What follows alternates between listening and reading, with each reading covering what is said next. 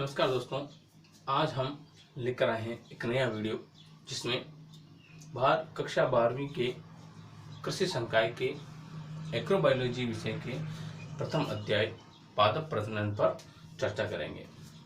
हम जानते हैं कि मानव ने प्राचीन काल से ही खेती करना सीख लिया था तथा मानव ने अपनी आवश्यकता के अनुसार चयन करते हुए विभिन्न जंगली पौधों को अपनी आवश्यकता के अनुसार उपयोगी बनाया है तथा विभिन्न वैज्ञानिकों ने पादप प्रजनन की विभिन्न विधियां बनाई हैं, जिनमें हम देखते हैं पहली विधि है एकल पादप संकरण विधि, जिसे नीलसन एहिल और उसके सहयोगियों ने सन 1900 में दिया था। दोस्तों यहाँ बता दें कि यहाँ जो एटॉल है उस एटॉल का मतलब होता है वैज्ञानिक और उसके सहयोगी। जैसे जो है पादप संकरण विधि जो है वो नीलसन एहिल और उसके सहयोगियों ने दी है। इसके पश्चात शुद्ध वंशक्रम सिद्धांत,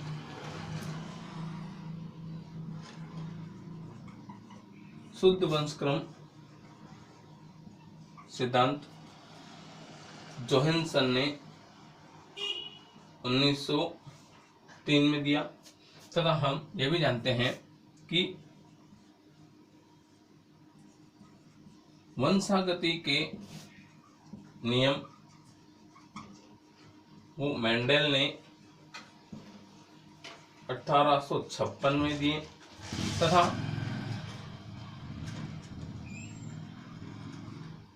मेंडेल के नियमों की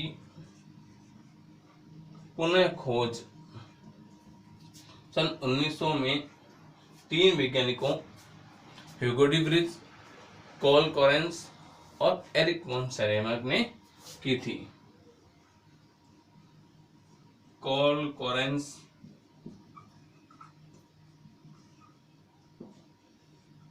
एरिक वॉन शेरमैक व ह्यूगो डी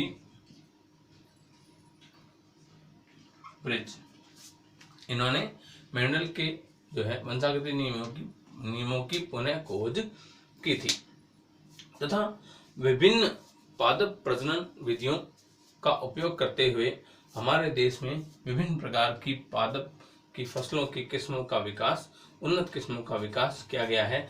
जैसे गेहूं की बोनी किस्म, संकर मिलेट, संकर कपास इत्यादि। दोस्तों हम ये जानते हैं कि भारत की लगभग 135 करोड़ जनसंख्या को खाद्यान्न आपूर्ति कराना एक चुनौतीपूर्ण कार्य है तथा हम यह भी जानते हैं कि कृषि योग्य भूमि को बढ़ती हुई जनसंख्या के अनुपात में नहीं बढ़ाया जा सकता है, लेकिन अतः हमें जो है वो अधिक उपज देने वाली उन्नत किस्मों के बीजों की आवश्यकता होगी, जो केवल और केवल पादप प्रजनन के द्वारा ही संभव हो सकती है। अतः हमें पादप प्रजनन को समझना है। पादप प्रजनन क्या होता है? इसे अंग्रेजी में प्लांट ब्रीडिंग कहते हैं। इस तकनीक के द्वारा फसलों के जीन प्रारूप में परिवर्तन करके इस मानव के लिए उपयोगी बनाया जाता है, या हम ये कह सकते हैं कि फसलों के जीन प्रारूप में परिवर्तन करके मानव के लिए उपयोगी बनाने की क्रिया को ही जो है पादप प्रजनन कहते हैं। अब हम पढ़ रहे हैं पादप प्रजनन के उद्देश्य।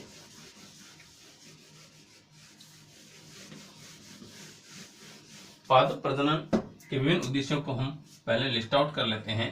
नंबर 1,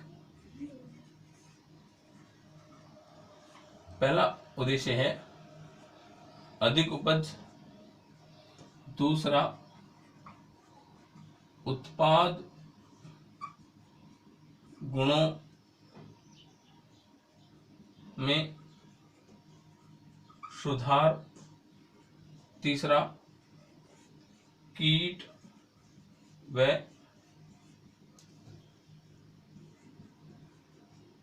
रोग प्रतिरोधी किस्मों का विकास। नंबर 4, अधिक दक्षता वाली किस्मों का विकास। नंबर 5, शीघ्र पकने वाली फसलों का विकास। समकाल पकना, प्रकाश असंवेदिता। नंबर 8,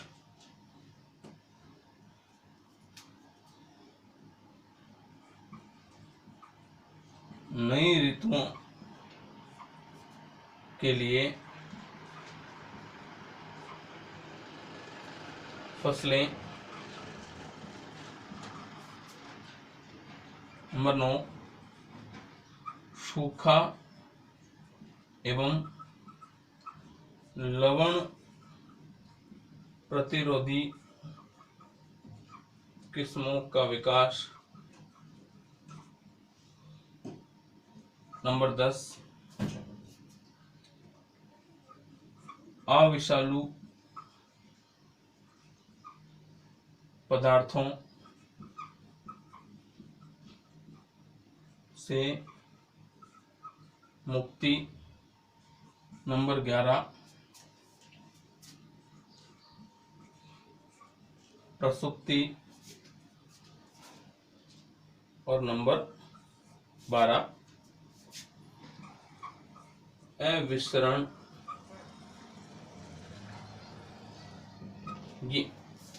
ये 12 जो है वो पादप प्रजनन के विभिन्न उद्देश्य हैं। अब हम इन विभिन्न उद्देश्यों को एक एक करके समझते हैं। पहला है अधिक उपज। अधिक उपज का मतलब है स्थानीय किस्मों की तुलना में उत्पादन अधिक होना। ऐसी किस्मों का विकास करना जिससे स्थानीय किस्मों की तुलना में उत्पादन अधिक हो। फिर उत्पाद गुणों में सुधार करना। उत्पाद गुणों का मतलब है कि जैसे दालों में प्रोटीन की अधिकता, दालों में प्रोटीन की मात्रा, तिलहनों में तेल की अधिक मात्रा तथा कपास में लंबा एवं शक्तिशाली रेशा। ऐसा इसलिए क्योंकि किसी भी उत्पाद की गुणवत्ता अगर अच्छी होगी तो किसान को उसका पूरा आर्थिक लाभ मिलता है। अतः इसके लिए हमें उत्तम उत्पाद गुणों में क्या करना पड़ेगा? सुधार करना पड़ेगा। तीसरा उद्देश्य है कीट एवं रोग प्रतिरोधी किस्मों का विकास। इसके लिए जो है कीट एवं रोग प्रतिरोधी किस्मों का विकास, इसके द्वारा जो है हम उत्पादन क्षमता को बढ़ा सकते हैं ताकि फसल को कीट या रोग से होने वाले नुकसान से बचाया जा सके। इसके बाद अधिक दक्षता वाली किस्मों का विकास। हम जानते हैं कि विभिन्न क्षेत्रों में भिन्न भिन्न प्रकार की जो है वो अधिक दक्षता वाली किस्मों का विकास का मतलब है कि किसी भी फसल के लिए जो खाद, उर्वरक और सिंचाई की जो मात्रा है वो उसके उत्पादन क्षमता को प्रभावित करती है। तो हम अगर इस पादप प्रजनन विधि के द्वारा ऐसी किस्मों का विकास करें जो कम खाद, कम उर्वरक और कम सिंचाई के अंदर हमें अधिक उत्पादन दे, ऐसी किस्मों का विकास करना पादप प्रजनन का उद्देश्य है। शीघ्र पकना मतलब कि जो है फसल के परिपक्वन काल का घट जाना। धान की शीघ्र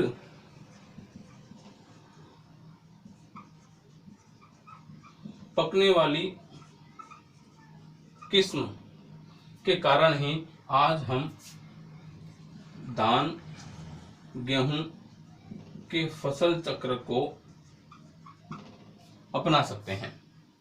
समकाल पकना, ये उद्देश्य क्या होता है? अगर एक खेत में दो फसलें एक साथ खड़ी हैं, एक फसल पहले पक जाती है और एक फसल देर से पकती है, तो ऐसी स्थिति में संपूर्ण फसल की कटाई करना आसान नहीं हो पाता है। लेकिन अगर दोनों फसलें एक साथ पकती हैं तो उसकी कटाई में आसानी हो जाती है। ऐसा मूंग और उड़द जैसी फसलों के लिए जो है वो फायदेमंद होता है। अर्थात मूंग और उड़द की उन्नत किस्मों का विकास करके हम समकाल किस्मों का विकास, समकाल पकने वाली किस्मों का विकास करके जो है वो हम मूंग और उड़द की कटाई एक साथ आसानी से कर सकते हैं। इसके बाद आती है प्रकाश असंवेदिता। अलग अलग जलवायु में जो है अलग अलग प्रकार की जातियां पाई जाती है और अलग अलग जो है क्षेत्र की फसलों को अगर हम दूसरे क्षेत्र में ले जाएं तो उससे उगने में कई प्रकार की जलवायु समस्याएं आती है। तो पादप प्रजनन के द्वारा ऐसी उन्नत किस्म का विकास किया जाता है जिनके ऊपर जो है प्रकाश की जो है संवेदनशीलता का प्रभाव नहीं पड़े। अतः प्रकाश असंवेदित पादप फसलों का निर्माण करना भी पादप प्रजनन का उद्देश्य है। फिर है नई ऋतुओं के लिए फसलें। वर्तमान समय में कुछ ऐसी फसलों का निर्माण किया गया है जिन्हें तीनों ही प्रकार के मौसम में उगाया जा सकता है, जैसे मक्का को खरीफ, रबी व जायद तीनों ही मौसम में उगाया जा सकता है। तीनों ही मौसम में इसकी फसल ली जा सकती है। इसके पश्चात आता है सूखा एवं लवण प्रतिरोधी किस्मों का विकास। हम जानते हैं कि जो है हमारा जो देश है वहां पर वर्षा की कमी है और हमारी जो 70% जो भूमि है हमारे देश की वो लवणीय भूमि है और कृषि के लिए जो वर्षा है उसकी भी जो है कमी होती है। अतः ऐसी फसलों का विकास करना जो कम वर्षा या सूखे की स्थिति को तथा अधिक लवणीयता को भी सहन कर सकें, ऐसी किस्मों का विकास हम करें तो ये पादप प्रजनन का एक अगला उद्देश्य है। इसके बाद अविषालु पदार्थों का निष्कासन। कुछ पादप फसलें ऐसी होती हैं जिनमें मानव के लिए हानिकारक पदार्थ उपस्थित होता है, जैसे कि हम कहें सरसों में इरूसिक अम्ल पाया जाता है। ये इरूसिक अम्ल मानव स्वास्थ्य के लिए हानिकारक होता है। अतः सरसों की ऐसी किस्म का विकास करना जो विषैले पदार्थों से मुक्त हो, ऐसी किस्मों का विकास करना भी पादप प्रजनन का जो है मुख्य उद्देश्य है। फिर हम बात करते हैं प्रसुप्ति की। प्रसुप्ति का मतलब होता है बीजों के बनने के बाद उनके उगने के समय के बीच का जो अंतर है वो क्या कहलाता है? डोरमेंसी कहलाती है। लेकिन जो बाजरा है, गेहूं है, इनके बीज जो हैं इनमें प्रसुप्ति या तो बहुत ही कम होती है या नहीं पाई जाती है। ऐसी स्थिति में फसल पकने के समय अगर बारिश आ जाए तो बाली में ही इनके बीज जो है वो अंकुरित हो जाते हैं और किसान को बड़ा आर्थिक नुकसान होता है। अतः इन फसलों की ऐसी उन्नत किस्मों का विकास करना जिसमें कम प्रसुप्ति उत्पन्न की जाए ताकि बारिश के समय ताकि फसल पकने के समय अगर हल्की बारिश हो भी जाए तो भी जो है वो बीज अंकुरित न हो सके। इसके पश्चात हम बात करते हैं अविस्तरण। कुछ फसलें जैसे कि हम कहें मूंग है, उड़द है, सरसों है, ये फसलें जो है इनकी फलियां पकने के बाद फट जाती हैं, जिनसे इनके बीज बिखर जाते हैं और इससे पादप का विसरण यानी फैलाव होता है, लेकिन इससे किसान को नुकसान होता है। अतः ऐसे जो है इन फसलों की ऐसी किस्मों का विकास करना जिनका विसरण नहीं हो, यानी अविसरण वाली फसलों का विकास करना भी पादप प्रजनन का मुख्य उद्देश्य। अतः अविसरण का अर्थ होता है कि मूंग, उड़द, सरसों की ऐसी किस्मों का विकास करना जिनका विसरण जो है वो नहीं हो। इसके पश्चात अब हम पढ़ेंगे पादप प्रजनन की क्रियाएं।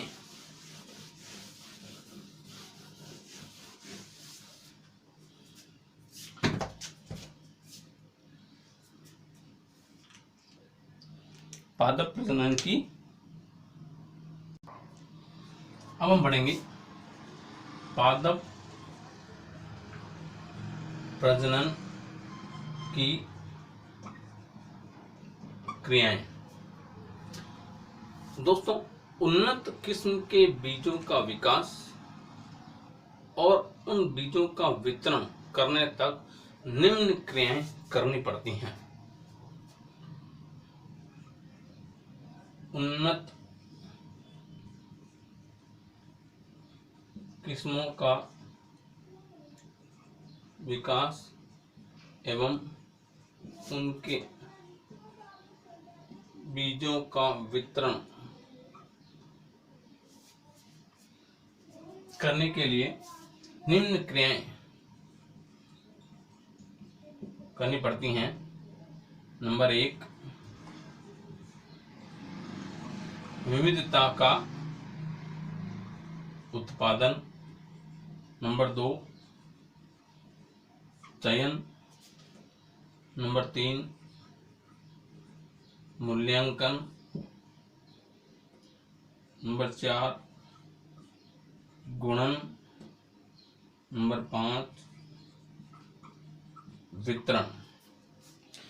किसी भी फसल की जब उन्नत किस्म का निर्माण किया जाता है पादप प्रजनन तकनीक के द्वारा, तो इन 5 चरणों से होकर के गुजरने के पश्चात ही एक उन्नत किस्म का निर्माण होता है और उसका लाभ जनता तक पहुंचता है या किसानों तक पहुंचता है।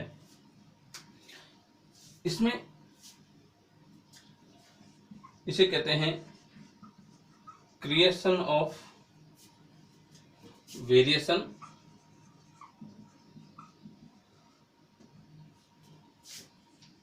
फिर सिलेक्शन,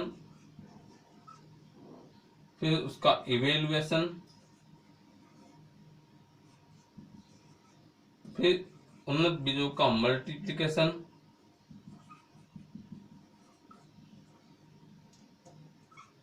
और उसके बाद उन्नत किस्म के बीजों का सभी किसानों तक डिस्ट्रीब्यूशन।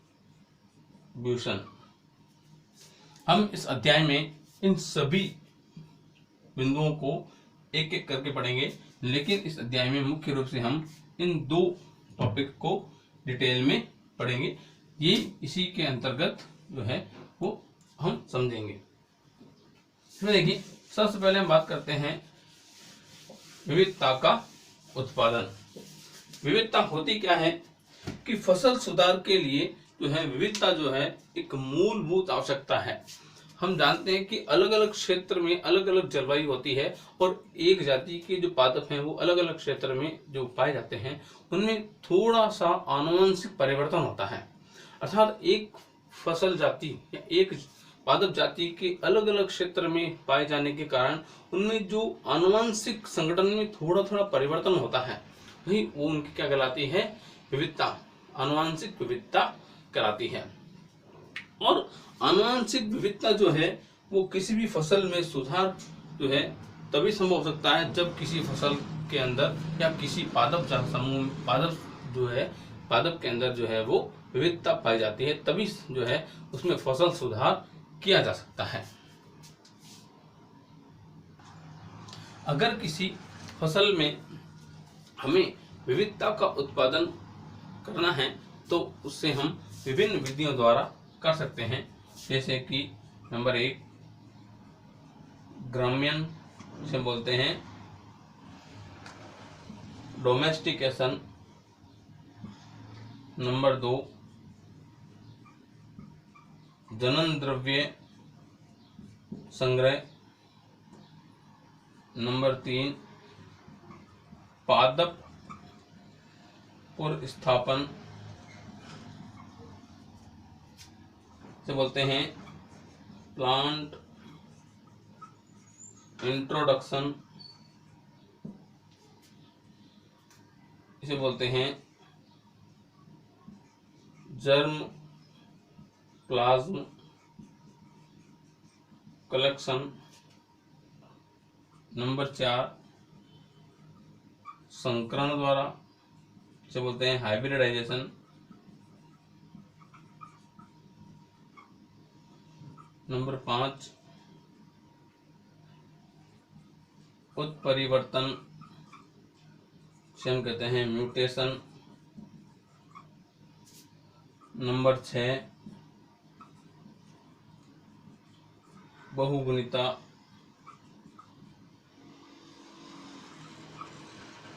पॉलीप्लॉइडी, और नंबर 7 आनुवांशिक अभियांत्रिकी से हम बोलते हैं जेनेटिक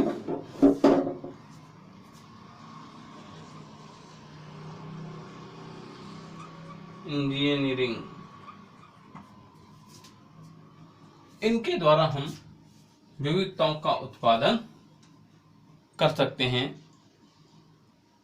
अब हम इन सभी 7 जो तरीके हैं जिनके द्वारा विविधताओं का उत्पादन किया जा सकता है उन्हें एक एक करके पढ़ते हैं। जैसे सबसे पहले हम बात करते हैं ग्राम्यन। डोमेस्टिकेशन का मतलब क्या है कि मानव के द्वारा जंगली किस्मों को खेती करने के लिए जो है उगाने की क्रिया को ही ग्राम्यन कहा जाता है। मानव के द्वारा जो है जंगली प्रजातियों को उगाने की प्रक्रिया को ही ग्राम्यन कहा जाता है। इसके बाद हम बात करें जनन द्रव्य संग्रह। जनन द्रव्य क्या होता है? किसी भी पादप किस्म या प्रजाति और उसके जंगली संबंधियों में जो आनुवंशिक संग्रह है टोटल कुल मिलाकर के वो उसका जर्म प्लाज्म जो है कहलाता है और जनन द्रव्य संग्रह कहलाता है। इसके पश्चात हम बात करें पादप पुनर्स्थापन की। नेक्स्ट है पादप पुनर्स्थापन, जिसका मतलब है किसी भी पादप प्रजाति या किस्म को उस स्थान पर ले जाकर के उगाना जहां पर वह पहले से उगाई जाती रही नहीं हो। इसे हम इस तरह से भी समझ सकते हैं जैसे एक राज्य में दूसरे राज्य से पादप ला करके उगाया जाता है जो उस राज्य में होता ही नहीं है। जैसे गुजरात से राजस्थान में पादप की किस्म ला करके उगाना ये पादप पुनर्स्थापन कहलाता है। जापान, अमेरिका किसी देश से जो है पादप की किस्म को, उन्नत किस्म को जो है भारत में जो है इंपोर्ट किया जाता है, वो भी उस किस्म का जो है वो पादप जो है पुनर्स्थापन कहलाता है। यानी ऐसी जगह पर फसल को ले जाके उगाना जहां पर पहले वो किसी प्रकार से उगाई नहीं जाती रही हो, उसे हम जो है पादप पुनर्स्थापन कहते हैं। इसके बाद बात करें संकर। 2 अलग अलग गुणवत्ता वाले पादप जातियों और उनकी किस्मों के मध्य में जो है जनन कराने की जो प्रक्रिया होती है उसे को ही हम जो है वो संकरण कहते हैं। संकरण के द्वारा जो है हम उन्नत किस्मों का विकास कर सकते हैं। इसकी बात करें उत्परिवर्तन। उत्परिवर्तन जो है किसी भी फसल के आनुवंशिक संगठन में अचानक और वंशानुगत होने वाले परिवर्तन को ही हम उत्परिवर्तन कहते हैं। और बहुगुणिता के द्वारा भी जो है वो विविधता का उत्पादन हो सकता है। बहुगुणिता क्या होती है? किसी भी पादप जाति के कायिक कोशिकाओं में उपस्थित द्विगुणित गुणसूत्रों का अधिक या गुणांकों में उपस्थित होना ही जो है बहुगुणिता कहलाती है। नेक्स्ट है आनुवंशिक अभियांत्रिकी। आनुवंशिक अभियांत्रिकी का मतलब है कि जैविक कारकों जैसे सूक्ष्म जीव हैं, जंतु हैं, पादप कोशिकाएं हैं, इनका उपयोग करते हुए उनके जीनी संरचना में बदलाव करके मानव के लिए उपयोगी पदार्थों का उत्पादन करना जो है वो आनुवंशिक अभियांत्रिकी के अंतर्गत आता है, जिसे हम दूसरे अध्याय के अंतर्गत पढ़ेंगे। अब हम बात करते हैं पादप प्रजनन की प्रक्रियाओं की दूसरे चरण की ओर बढ़ते हैं, जिसका नाम है चयन।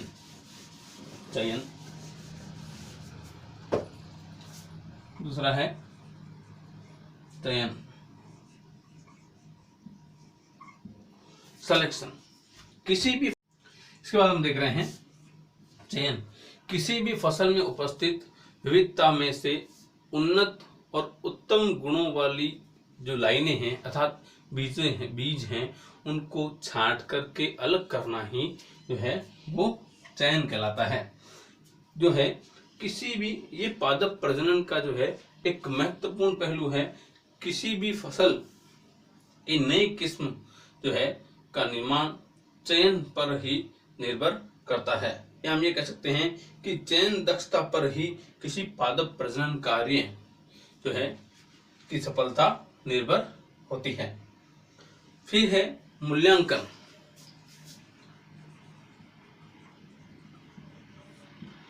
इसे बोलते हैं इवेल्युएशन।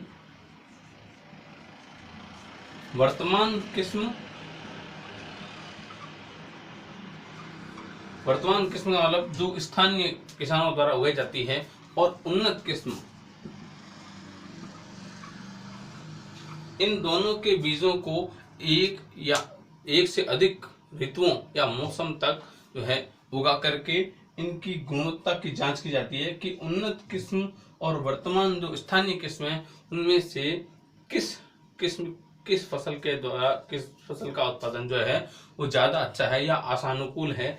इसी को हम क्या कहते हैं, मूल्यांकन कहते हैं। इसके पश्चात आता है गुणन। इसे बोलते हैं मल्टीप्लिकेशन। मूल्यांकन स्थानीय किस्म की तुलना में उन्नत किस्म का अगर उत्पादन अच्छा आता है तो हम उसे एक नई किस्म के रूप में विमोचित करते हैं, और उस विमोचित किस्म का मल्टीप्लिकेशन यानी बड़े स्तरों पर उगा करके जो है उनके बीजों का जो है मल्टीप्लिकेशन किया जाता है। हम ये जानते हैं कि फसल सुधार का लाभ जो है किसानों को तभी मिल सकता है जब वो सभी जो है किसानों तक पहुंच सके, या हम ये कह सकते हैं कि फसल सुधार का समाज जो है देश को लाभ तभी मिल सकता है जब जो है नई विकसित किस्म के बीज किसानों तक पहुंचे और उनका जो है कृषि कार्य किया जाए या उनको उगाया जाए। अगला है वितरण। तो बोलते हैं डिस्ट्रीब्यूशन। उन्नत किस्म के बीजों को जो है किसानों तक पहुंचाने की क्रिया को ही हम क्या कहते हैं, वितरण कहते हैं। दोस्तों नेक्स्ट वीडियो में हम जैव विविधता के उत्पादन और चयन इन दोनों को हम डिटेल में समझेंगे। अगर आपको ये वीडियो अच्छा लगा हो, पसंद आया हो तो इसे लाइक करें, शेयर करें और कमेंट करना ना भूलें, और इस वीडियो को सब्सक्राइब करें, यूट्यूब चैनल को सब्सक्राइब करें। धन्यवाद।